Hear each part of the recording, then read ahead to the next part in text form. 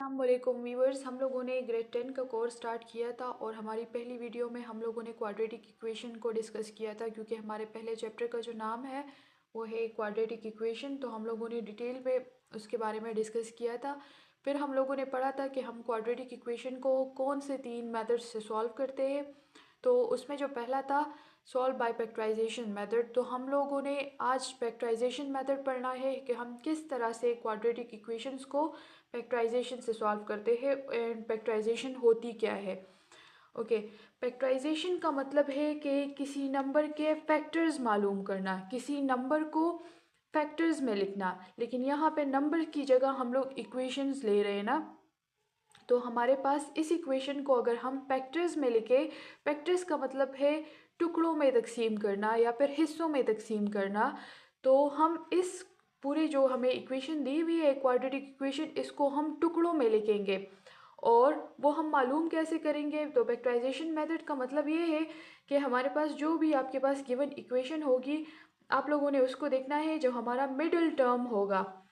Middle term जो भी आपके पास होगा, तो हम कोई से ऐसे दो नंबर्स को मालूम करेंगे जिसको अगर हम प्लस या माइनस कर ले तो उससे हमारे पास जो बनता हो वो बीच वाला टर्म आ जाए।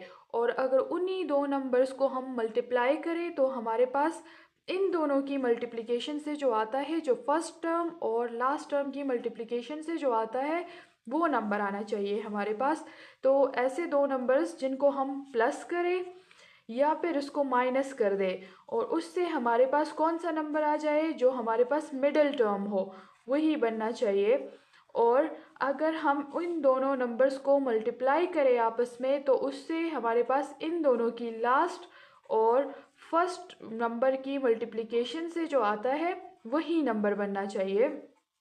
तो यहाँ पे जो हमारे पास क्वाड्रेटिक इक्वेशन है वो है x square plus x minus 1 - 6। अच्छा, तो यहाँ पे हमारे पास जो मिडिल टर्म है वो हमारे पास 1 है।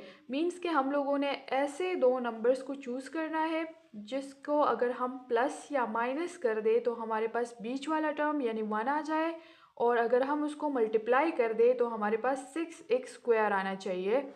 तो हमारे पास +3 एंड -2 ऐसे दो नंबर्स है कि इनको अगर हम प्लस कर दें आपस में तो हमारे पास इससे आता है +1। और अगर इन्हीं दो नंबर्स को हम आपस में मल्टीप्लाई कर दें तो हमारे पास बनता है -6। इट मीन्स कि यहाँ पे जो हमारे पास, यहाँ पे हम लोगों ने इस साइन को भी देखना है कि हमारे पास इन दोनों नंबर्स में सबसे बड़े वाले नंबर का साइन वही होना चाहिए जो यहाँ पे इस नंबर का साइन है। तो इस इक्वेशन को हम कैसे लिखेंगे, इसको हम लिखेंगे x² plus 3x minus 2x minus 6 is equals to 0। अब हम फैक्टराइजेशन बाय ग्रुप, इसको ग्रुप बना दें, इसको अलग सा ग्रुप बना दिया मैंने। यहाँ पे इन दोनों टर्म्स में हम लोगों ने देखना है कि यहाँ पे कौन सी चीज़ कॉमन है। यहाँ पे कॉमन क्या है, तो हमारे पास x यहाँ से हम कॉमन ले सकते हैं, कॉमन टर्म को बाहर लिख देंगे और यहाँ पे जो हमारे पास ब्रैकेट के अंदर रह जाएगा विच इज़ x प्लस 3। और इन दोनों में कॉमन हम लोगों ने -2 लेना है क्योंकि -2 यहाँ से भी कॉमन ले सकते हैं हम, इधर -6 से भी हम -2 कॉमन ले सकते हैं। तो -2 को मैंने बाहर लिख दिया, यहाँ पे हमारे पास जस्ट x रह गया। और जब बाहर माइनस साइन कॉमन ले लिया तो इट मीन्स कि हमारे पास ये वाला साइन चेंज हो गया प्लस में, तो अंदर हमारे पास x प्लस 3 रह गया।